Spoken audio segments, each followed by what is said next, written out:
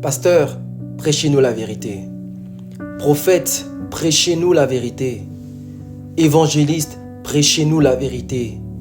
Docteur, prêchez-nous la vérité. Apôtre, prêchez-nous la vérité. Il est temps que le véritable évangile revienne à l'église. Il est temps que le véritable évangile revienne à l'église. Dieu en a marre d'entendre un autre évangile à l'église.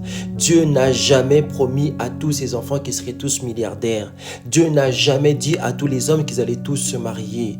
Dieu n'a jamais promis que tous les malades seraient guéris. Dieu n'a jamais promis à tous ceux qui vivent en Afrique ou en Asie qu'ils allaient tous voyager. Dieu n'a jamais dit que nous allons tous être élevés. Dieu n'a jamais dit que nous allons tous avoir de la notoriété. Dieu n'a jamais dit que le centre du message devait être centré sur l'homme. Tu seras riche, tu seras fort, tu seras élevé, tu seras béni, tu seras glorieux. Pasteur, serviteur de Dieu, prêchez-nous le véritable évangile. Dieu en a marre de voir l'idolâtrie dans l'église. Dieu en a marre que vous nous parliez toujours de vos voyages, de vos chaussures. Est-ce que toutes les églises sont appelées à être des méga-churches? Aujourd'hui dans l'église, on veut tous avoir des méga-churches. Aujourd'hui dans l'église, on veut tous avoir des caméras, des micros. Dieu n'a jamais dit que toutes les églises allaient être des méga-churches. Dieu n'a jamais dit que tous les serviteurs de Dieu seraient connus, seraient reconnus, auraient des followers. Dieu n'a jamais promis ça. Serviteurs de Dieu, prêchez-nous le véritable évangile, je vous en supplie.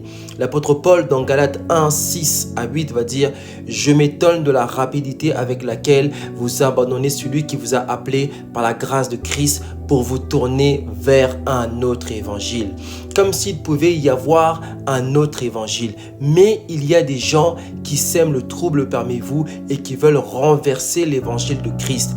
Eh bien, si quelqu'un, même nous, même un ange du ciel, vous annoncez un autre évangile différent de celui que nous vous avons annoncé, qu'il soit maudit.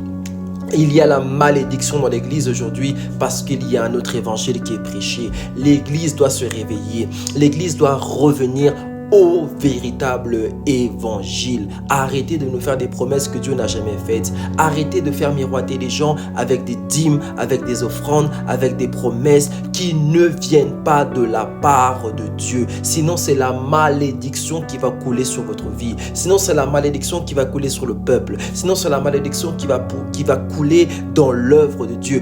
Arrêtons avec l'évangile de prospérité. L'évangile de prospérité ne vient pas de Dieu. L'évangile de prospérité est satanique. L'évangile de prospérité détourne les gens du véritable évangile. L'apôtre Paul va nous donner la définition du véritable évangile. 1 Corinthiens 15, 1 à 4. Frères et sœurs, je vous rappelle la bonne nouvelle que je vous ai annoncée. Vous l'avez reçue et aujourd'hui encore, vous êtes attachés à elle. Cette bonne nouvelle vous sauve. Si il y a une condition pour que la bonne nouvelle nous sauve. Si vous la gardez comme je vous l'ai annoncé, sinon votre foi ne sert à rien. Je vous ai annoncé avant toute chose l'enseignement que j'ai reçu moi-même. 1.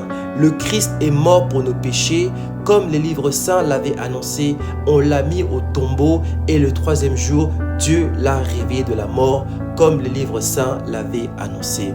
Pasteur, serviteur de Dieu, servante de Dieu, comme la Bible le demande, annoncez le véritable évangile. Arrêtez de séduire le peuple. Arrêtez d'utiliser l'évangile pour vous enrichir. Arrêtez d'utiliser l'évangile pour votre bien, pour votre famille, pour votre ministère. Vous allez toucher à de la magie. Vous allez toucher à des choses qui ne viennent pas de Dieu pour avoir de la notoriété, pour être vu, pour être connu, pour être reconnu, pour attirer des foules dans votre église. Mais la Bible déclare que le véritable évangile, c'est Christ mort pour nos péchés est ressuscité. La Bible déclare, si c'est pour ce monde simplement que nous espérons pour le Christ, nous sommes les plus malheureux des hommes. Mais aujourd'hui, les prédications, c'est la terre, c'est le mariage, c'est l'argent, c'est le voyage, c'est la promotion personnelle, c'est les chaussures du pasteur, c'est le voyage du pasteur, c'est la femme du pasteur, c'est les enfants du pasteur. Nous sommes à l'église pour entendre le véritable évangile. L'église doit se réveiller et pour ça, nous avons besoin d'entendre le véritable évangile. 2 Corinthiens 11, 4. Car si quelqu'un vient vous prêcher un autre Jésus que celui que nous avons prêché, ou si vous recevez un autre esprit que celui que vous avez reçu, ou un autre évangile que celui qui vous a été embrassé, vous le supportez fort bien. L'apôtre Paul s'est levé contre les faux Jésus, contre les faux évangiles et contre les faux esprits. Il y a des pasteurs qui vont dans des pays touchés à de la magie, touchés à des esprits impurs. Tous les Jésus qui sont prêchés dans les églises ne sont pas les véritables Jésus de la Bible. Tous les esprits saints, soi-disant, qui sont soi-disant relâchés dans les églises, ne viennent pas forcément des dieux. Et tout autre évangile que le véritable évangile qui est prêché est une abomination devant Dieu, et Dieu va vous demander des comptes, et Dieu va vous retrancher, Dieu va vous retirer le peuple qu'il vous avait donné pour le donner à des bergers selon son cœur. Je parle à des pasteurs, je parle à des évangélistes, je parle à des apôtres, je parle à des docteurs, je parle à des prophètes, je te parle à toi, je me parle à moi-même. Nous tous qui sommes enfants de Dieu, revenons au véritable évangile, abandonnons l'évangile de prospérité, abandonnons la promotion personnelle, abandonnons l'homme. L'évangile n'est pas humaniste. Dieu n'est pas venu pour qu'on soit riche, fort, beau, élevé, connu, reconnu.